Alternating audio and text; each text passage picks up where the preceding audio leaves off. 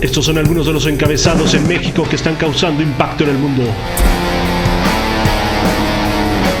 1520-2020, a 500 años de la primera pandemia en México, la que llegara con los españoles y casi exterminara con los hijos del sol.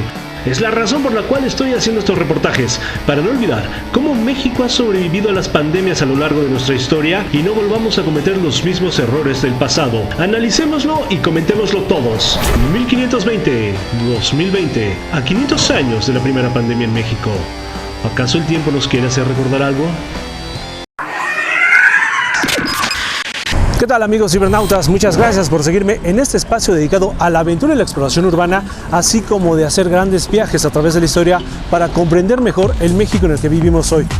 Y hoy trayéndoles una historia más sobre las pandemias en México, le toca a la que se vivió entre 1900 y 1904 por la peste negra bubónica. Sí, como la que se vivió en la Edad Media, nada más que esta empezó en 1886 y llegó en México en el año de 1900. Pero lo más relevante de esta historia, y que es lo que les quiero contar, es que si hoy se están quejando por lo que les están pidiendo para combatir el COVID-19, ¿saben lo que se tuvo que hacer para combatir la peste negra?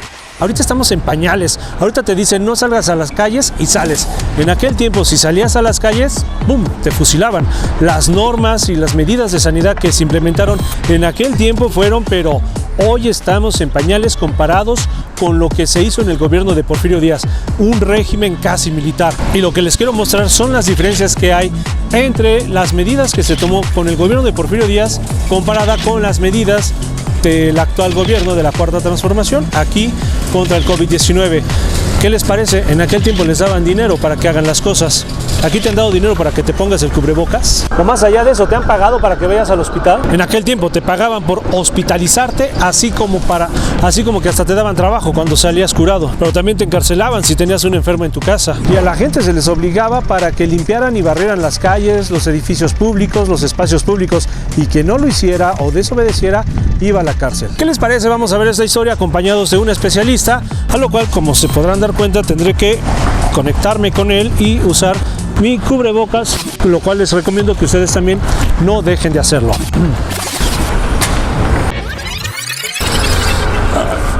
Como que este cubrebocas casi no me gustó. Ya. Entonces don Porfi, el que se creía el papá de todos los pollitos, sí, el dictador mexicano que mandaba a fusilar a quien lo desobedeciera y le cortaban la mano a los rateros. Él sí lo hacía, no como el Bronco que solo lo dijo por estar en campaña. Bueno, pues puso como chancla al doctor Leopoldo Ortega, que si lo recuerdan del capítulo anterior es quien ocultó que la ciudad de Mazatlán, Sinaloa estaba pasando por una epidemia de peste negra o llamada peste bubónica en el año de 1902. Y es que se considera que la razón de dicha negativa fue porque anteriormente se había experimentado una epidemia en 1849 por cólera, donde inclusive falleciera el gobernador José María Gatziola, y otra en 1883 por fiebre amarilla, la cual después de las cuarentenas tardó 3 años en promedio para restablecer la actividad económico-comercial, generando pobrezas y hambrunas, siendo quizás este el máximo temor de no volver a caer en la misma crisis. Pero viajemos un poco más atrás en el tiempo, a ese 1883, para conocer un acontecimiento por la fiebre amarilla que conmocionó a la comunidad intelectual y cultural internacional de la época e influyera en el futuro combate contra la peste negra de 1902. Y ese acontecimiento fue el fallecimiento de la soprano mexicana Ángela Peralta, que en ese tiempo gozaba del esplendor del éxito y reconocimiento en todo el mundo, conocida y reconocida como el Ruiseñor mexicano.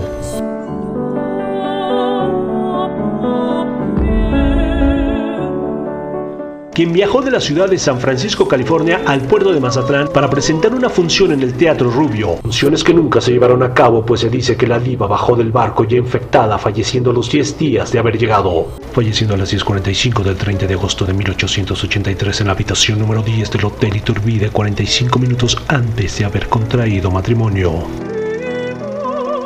Como sacado de una película de Tim Burton, el deceso de la diva mexicana se convirtió en toda una historia desgarradora de la época. Según textos históricos dicen que falleció entre vómitos incesantes de materia negra, orines y alforjas llenas de joyas en los brazos de su reciente viudo. Y se dice que uno de sus músicos que fungiera como testigo y quien relatara lo anteriormente dicho, admitió que él movió la cabeza de la soprano ya moribunda para que le diera el sí a su marido. Aquí cabe destacar que como antecedente al combate contra la peste negra es que en aquel entonces la muerte de la soprano Ángela Peralta se convirtió en todo un escándalo. Sí, como los filmes del espectáculo de ahora, pero mucho mejor, bien macizos y con repercusiones políticas en serio, no como los actorcitos de ahorita que nada más les toman una foto en la calle y ya se sienten mucho. Aquí todo lo contrario, el fallecimiento de la diva puso Mazatlán en el firmamento de la ciencia y el mundo cultural e intelectual, el cual cuestionó severamente al gobierno de Porfirio Díaz por los costos de no atender tantos contagios, en lo cual benefició a la población de Mazatlán con la construcción de un hospital civil y un renovado panteón con el nombre de la soprano mexicana.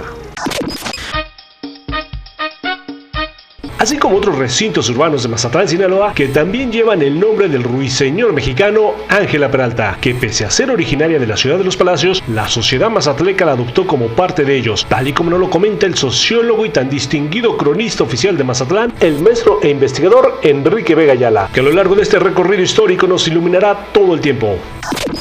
Aquí el teatro principal de la ciudad se llama Teatro Ángela Peralta, hay calles Ángela Peralta, el panteón donde estuvieron sus restos, donde está la tumba todavía, se llama Ángela Peralta, hay calles Ángela Peralta, grupos musicales, corales y demás que se llaman Ángela Peralta, de tal suerte que simbólicamente pues tuvo una repercusión muy trascendente en nuestra vida cultural, porque además presumimos que si estuvo Ángela Peralta aquí, pues es que éramos un cuarto que teníamos una actividad cultural muy significativa desde el siglo XIX. Hay que señalar que ese símbolo fue muy importante, social, política y culturalmente para nuestra ciudad y de alguna manera también a nivel nacional.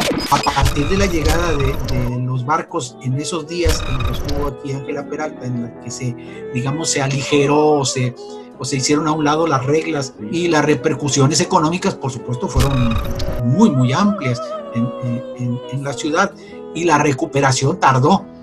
Pero viajemos 12 años en el tiempo, nuevamente a 1902, donde la sociedad mazatleca, al recordar ese acontecimiento, entre la cantidad de fallecidos, escasez de alimentos y contagios masivos, levantó conciencia de no hacer caso omiso a la nueva amenaza que minimizaba el doctor Leopoldo Ortega, quien argumentaba que no existía ningún tipo de peste negra bubónica, sino apenas una crisis de paludismo, algo así como una fiebre colectiva.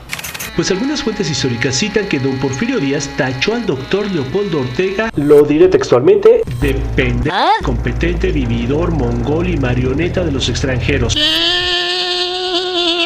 Simula. Casi lo manda a fusilar quitándolo del cargo, y dicen que después de concluir con él, se estaba orinando en los pantalones. ¡Viejo güey! Y pese a haber sido medio güey el prefecto de Mazatlán, el doctor Leopoldo Ortega, dicen por ahí que esto fue una mentira histórica. Entonces mejor escuchemos al especialista.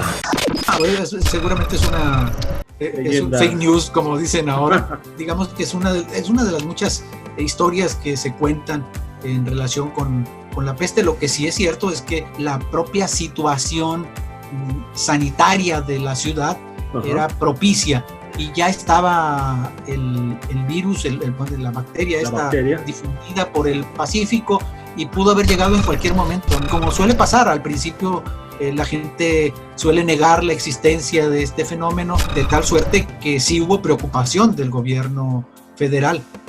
¿Y por qué? Porque Mazatlán en aquel entonces, a través de su aduana, recibía una parte importante de ingresos que lo hacían un lugar, digamos, estratégico para la economía. Pues dadas las circunstancias, puso al doctor Eduardo Lisiaga, presidente del Consejo de Salubridad de México, a solucionar el problema junto con el general Francisco Cañedo, gobernador que también ejercía con mano de hierro el estado de Sinaloa. Ok, aquí va una pequeña interrupción de breviario cultural. El doctor Eduardo Lisiaga, eminente médico mexicano originario de la ciudad de Guanajuato, conocido como el higienista más distinguido de México, y estuviera involucrado en la creación del Hospital General de nuestra nación, que actualmente lleva su propio nombre, egresado de la Escuela Nacional de Medicina, de la cual también fuera director, otorgándole el segundo emperador de México, Maximiliano de Habsburgo, el grado de cirujano con una medalla de oro, también recibiera de las propias manos de Luis Pasteur la vacuna contra la rabia, fungió como representante de nuestro país ante infinidad de congresos médicos en todo el mundo, fue presidente de la Junta de Salud de México, la Asociación Americana de Salud Pública y del Consejo Superior de Salubridad de nuestro país. Durante su administración se establecieron campañas de vacunación contra la rabia, la fiebre amarilla, combatiéndolas eficazmente, al igual que la tifo de 1886 y la peste negra de 1902. que junto con el doctor Martiniano Carvajal, originario de Sinaloa, formado académicamente en Guadalajara, Jalisco, recordado por ser un eminente médico con una vocación de servicio que va más allá del simple cumplimiento, destacado periodista, escritor, profesor e idealista revolucionario, demócrata maderista. Martiniano Carvajal aparece como el más representativo de los personajes que encabezaron la lucha contra la peste bubónica, porque él escribió el libro que se llama El Informe sobre la peste bubónica en Sinaloa. Y aparte, bueno, en nuestra población está reconocido como un sabio. Él fue el promotor de los primeros kinders, de las primeras escuelas para preescolar. Escribió desde novelas hasta libros técnicos, médicos. Él fue prefecto de la ciudad, fue regidor, fue director de educación en Sinaloa, y alguna vez fue hasta candidato a gobernador. Abriéndose tenazmente camino en la vida desde la infancia, puesto que no fue reconocido por su padre, lo cual lo forjó de esta manera, de un carácter humanista con decisiones firmes y concretas. Dirigió las campañas contra esta mortífera y avasalladora epidemia en el estado de Sinaloa, dividiendo a la ciudad de Mazatlán en 6 unidades de salud, conocidos como cuarteles, atendidos por 2 auxiliares sanitarios, un inspector y 2 médicos. Creó un decálogo con medidas sanitarias a seguir estrictamente y se le reconoce como el gran héroe de esta guerra contra la peste negra bubónica, erradicándola por completo junto con el doctor Lisiaga y cientos de mexicanos valerosos. Y si digo cientos porque después de la peste negra quedaron muy poquitos. Y la Junta de Caridad, del que era vocero el doctor Martiniano Carvajal, aunque él no encabezó ni la Junta de Sanidad, ni la Junta Médica, ni la Junta de Caridad. Presidente de la Junta de Caridad fue don José H. Rico, un empresario local con amplias relaciones, y el otro en la Junta de Médica estuvo el doctor Lavín, quien escribió un libro técnico que por eso tampoco es muy conocido, porque pues está más destinado al conocimiento médico de la peste que a las cuestiones sociales, políticas y económicas, como el caso del libro del doctor Carvajal. Incluso al doctor Lisiaga, que era el presidente de la Junta de Sanidad del gobierno federal, le dieron a nivel internacional un reconocimiento por este trabajo que se realizó en nuestra ciudad, en Mazatlán, al año siguiente de lo sucedido. Entonces ellos son de los principales personajes de este hecho histórico mazatleco.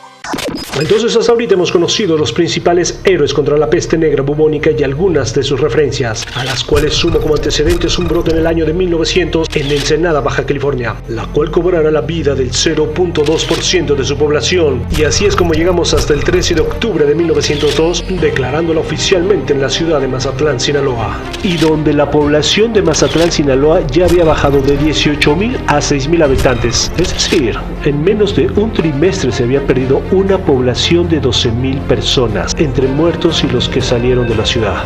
¡Ay, mamá, me estoy mojando! Fin del breviario cultural, acompañado con el oriundo de Mazatlán y orgullo nacional, Pedro Infante, para que ahora sí veamos cómo el audaz gobierno del general don Porfirio Díaz, con mano de hierro, combatió tan temida pandemia medieval. Cuidado con esa curva, que te puedes derrapar. Aprieta el paso, que nos vamos a mojar.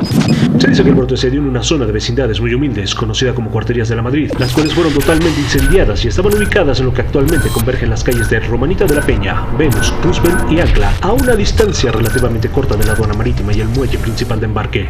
No sabemos con toda precisión porque no se hizo el rastreo exacto del paciente cero, que le llaman también en estos casos, claro. pero Carvajal y Lavín ubican más o menos dónde estuvo los brotes, y efectivamente estuvieron cerca de los muelles según sus conclusiones. Por entonces varios países habían prohibido las exportaciones e importaciones con nuestro país. Cuba y Panamá establecieron cuarentenas forzosas para todas las embarcaciones mexicanas. Muchos otros del Caribe y el resto de Latinoamérica cerraron sus puertas a nuestra nación, y Europa declaró a Mazatlán, Sinaloa, como una ciudad mexicana infestada de peste negra, mientras que Estados Unidos, de donde nos había llegado curiosamente la plaga, prohibió cualquier desembarco proveniente de cualquier punto de México. Y si te parece mucha exageración, sagronado payasado, lo que te han estado pidiendo que hagas de forma participativa para combatir esta pandemia contra el coronavirus, fíjate lo que se hizo contra la peste negra, donde ahí sí hubo mucho rigor y autoritarismo, y también con mucha participación de la sociedad civil, puesto que también todos entendieron que si no cooperaban, todos nos veríamos afectados, a todos nos estaría cargando el payaso. Inspección domiciliaria casa por casa para detectar a personas contagiadas, riguroso aislamiento de enfermos y familiares, prohibición de libre tránsito por las calles, supervisión del aseo estricto de la población, incineración de casas que no fueran susceptibles de desinfección, llegando a quemar más de 1000 casas. En caso de que hubiera un brote en una comunidad rural o ranchería, eran incomunicadas por el ejército e inclusive llegaron a incendiar y desaparecer rancherías completas. Se hacía limpieza de la ciudad 2 veces al día, decretando que todos los ciudadanos estaban obligados a participar en limpiar las calles, el exterior de sus casas, levantar la basura, y quien se negara tendría una multa de 15 pesos o 10 días de cárcel. Toda la basura que se recolectara era también incinerada inmediatamente. Si en una casa se ocultaba un familiar infectado o enfermo, toda la familia era encarcelada y puesta en cuarentena. Se declaró la guerra a los roedores, donde a la gente se le pagó 3 centavos por llevar un ratón muerto y 5 si era rata. De esta forma se llevó a cabo una búsqueda exhaustiva para quemar la población de ratas, despertando la ambición de la gente para que fomentaran el exterminio, más las soluciones antipulgas a base de mercurio, ya que se decía que estos parásitos llegaban a crecer del tamaño de un arroz o frijol. Se crearon centros de aislamientos en edificios públicos, hospitales civiles y nosocomios, juntando a la gente infectada con los enfermos mentales. Gracias a estas medidas que fueron así, pero casi de rigor domiciliario, pero también de un rigor militar. Por cierto, se consideró innovadora en el mundo en ese momento. Entonces, fue una hazaña local, pero que tuvo repercusiones nacionales e internacionales. Cabe señalar que algunos de los municipios o rancherías aledaños donde se quemaron casas e inclusive comunidades completas, algunas fueron Villa Unión, El Oso, Confite, Siqueiros, Isla Los Chivos, Ahome, Machicahui, Montiel y La Tranquilidad, entre otras zonas rurales. En el informe del doctor Martiniano Carvajal se habla de que se incineraron 1052 casas de las 4.853 que existían en ese momento en la ciudad. O sea, prácticamente una cuarta parte de la ciudad fue incinerada. Ahora, y de acuerdo a diversas fuentes históricas, algunas medidas preventivas que se tomaron en otros estados y municipios de la República fueron las siguientes. En Guaymas, Sonora, se colocaron barricadas y se construyeron 2 barracas, una para enfermos y otra para sospechosos de contagio. El mismo gobernador supervisaba la llegada de los buques, también obligando a la población a participar en la limpieza de calles, casas y edificios públicos, o de lo contrario serían sancionados. En Tepic, Nayarit, los militares cercaron toda la zona fronteriza con el estado de Sinaloa, donde destacamentos del ejército no permitían el paso a los enfermos. En Durango se prohibió la entrada de mercancías y personas provenientes de Sinaloa, suspendiendo el servicio de correos entre los estados colindantes. En Colima se cerraron todos los accesos, aparte de que tenían una epidemia de fiebre amarilla. En Manzanillo se instauró una junta de sanidad. En Acapulco se pidió un préstamo al gobierno federal por tomar medidas similares preventivas. A su vez, en Tamaulipas se estableció un comité de caridad y salud pública con brigadas de aseo constante tanto en zonas urbanas como rurales, mientras que en los puertos del Golfo como en Campeche también se crearon juntas y labores de sanidad, al igual que en el estado de Veracruz. Tú lo dices, lo sostengo, no te vayas a cansar. Pero regresemos a las tierras de Pedro Infante. Hay que decirlo, Pedro Infante decía que era de Guamuchil porque ahí vivió, aunque el acta de nacimiento señala que nació aquí, por la calle Constitución. Ya te adoré, y olvidarte no puedo. Y en el caso de la ciudad de Mazatlán se dio un éxodo donde la gente buscó salir como pudiera, ya sea en barco, carreta, caballo, burro o a pie, cargando sus cosas, propagando el virus a los poblados que llegaban o rancherías por las que cruzaban. Por tal motivo se pusieron barricadas con el ejército, otorgándoles un pasaporte de salud, sabiendo de antemano que les dispararían a matar en caso de desobedecer. Y en caso de verse en la necesidad de quemar una casa perteneciente a la burguesía o la aristocracia donde estos se negaran, se les expropiaba sin darles un centavo. Aquí cito una frase del general Cañedo: México está primero. No está de más mencionar que el general Francisco Cañedo, quien gobernara por 32 años el estado de Sinaloa con 7 periodos consecutivos, lo señalan algunas fuentes históricas como un militar que se caracterizó por asesinar a opositores a su régimen, entre políticos y periodistas, manipulación de elecciones y cacería de indios yanquis y mayos, aunque generando un gran impulso comercial en el estado, una estabilidad y crecimiento al estilo de don Porfirio Díaz, es decir, un desarrollo de nación y progreso económico concentrado en unas cuantas manos. Por cierto, dejó el poder hasta el día de su muerte. Eran tiempos porfiristas.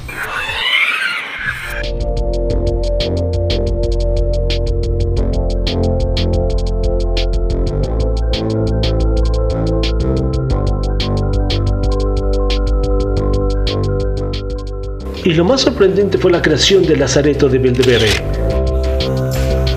una isla alejada de las costas.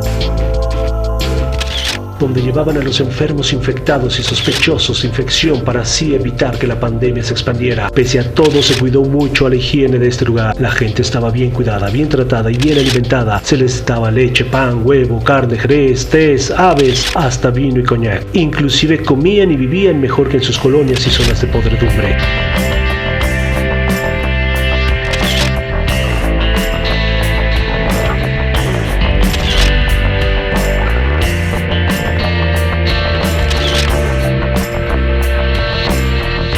Y pese a ser un lugar que les daban una buena calidad de vida a los enfermos y a los infectados, la gente le tenía temor a ser capturados y llevados a esta isla porque los consideraban una especie de prisión.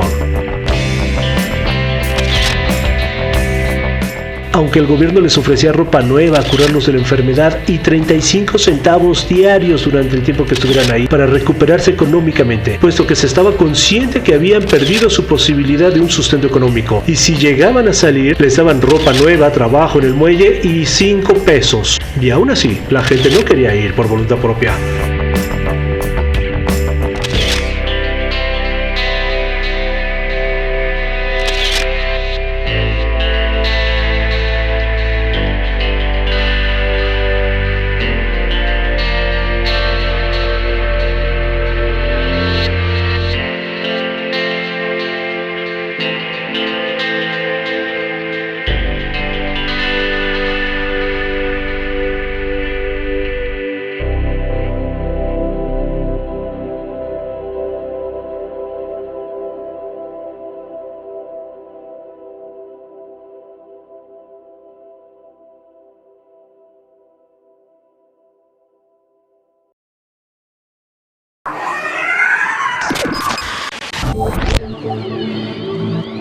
Y tal pareciera que como sociedad no hemos avanzado. Finalmente, el haber logrado vencer a esta pandemia que llegó a México fue por la suma de voluntades y acciones positivas de todas las personas, sociedad, autoridades, políticos, empresarios, y aunque como siempre no hicieron falta los acarreados, aunque no tantos, porque sabían que o los fusilaban o los encarcelaban, pero con una actitud sin vacilamientos de don Porfirio Díaz ni del doctor Eduardo Lisiaga. Y porque la cultura no tiene por qué ser aburrida, les recomiendo un libro del principal héroe de este combate, del doctor Martineno Carvajal, La peste en Sinaloa. Un libro donde podrán saber más sobre esta historia. Y así como se sumaron voluntades para vencer la peste negra, yo opino que hoy podríamos hacer lo mismo para vencer al COVID-19. Pero, ¿tú qué opinas? ¿Qué te parece si nos compartes tu opinión sobre estas medidas tan extremas? ¿Y tú qué crees si se aplicaran en la actualidad contra el COVID-19? ¿O crees que las medidas por el actual gobierno de la Cuarta Transformación son suficientes? ¿O les hace falta un poquito más de intensidad? Pues como quiera que sea, recordemos que juntos y unidos podremos vencer al coronavirus. Así que no dejen de vacunarse y chéquense más historias de las pandemias en México por este canal, sin dejar de suscribirse, comentar y compartir para que reciban un gran regalo. Y ese regalo es la luz del conocimiento. Nos vemos hasta la próxima. Mientras haya piedra y activo, chingue su madre el coronavirus.